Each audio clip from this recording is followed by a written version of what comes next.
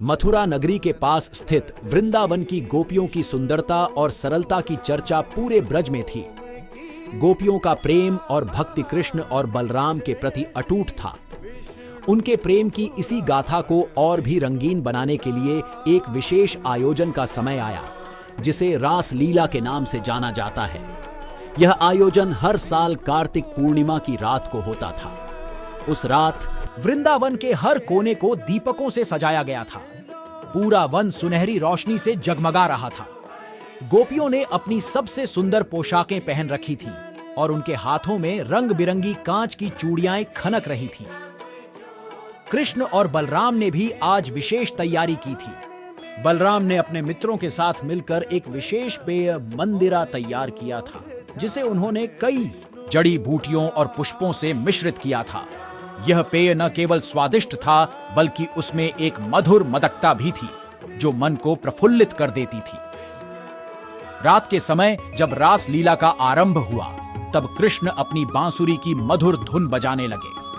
उसकी धुन सुनकर गोपियां मंत्रमुग्ध हो गईं और धीरे धीरे मंडली में सम्मिलित होने लगी।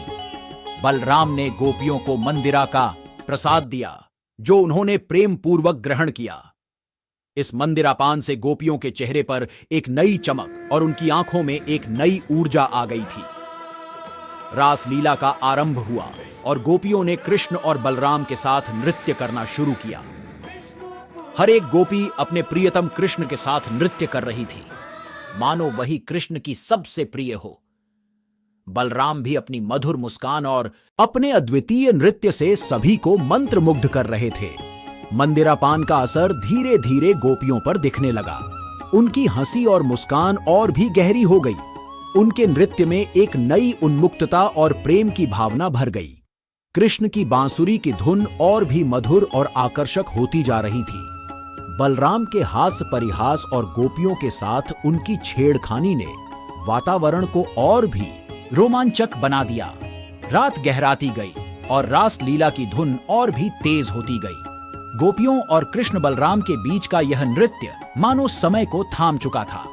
मंदिरा के सेवन से गोपियों का प्रेम और भी प्रगाढ़ हो गया था।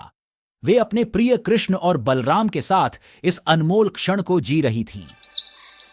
रास लीला की यह रात किसी जादुई स्वप्न की तरह थी। मंदिरा पान से उत्पन्न मदमस्तता ने इस स्वप्न को और भी सुंदर और यादगार बना दिया। गोपियां वो अपने प्रियतम कृष्ण और बलराम के साथ इस अद्वितीय नृत्य में खो चुकी थीं, मानो समय और स्थान का कोई बंधन ही ना हो। इस रास लीला के बाद जब सुबह का सूरज उगने लगा, तब धीरे धीरे गोपियों को वापस अपने घर लौटना पड़ा। वे इस रात की यादों को अपने दिलों में बसाकर ले गईं और मंदिरा पान से उत्पन्न वह मदकता उनके जीवन में एक नई स्फूर्ति और उमंग भर गई। इस प्रकार वृंदावन की गोपियों का कृष्ण और बलराम के साथ मंदिरा पान की यह कथा न केवल उनके प्रेम की गाथा है, बल्कि यह एक अनमोल स्मृति है, जो सदियों तक लोगों के दिलों में जीवित रहेगी।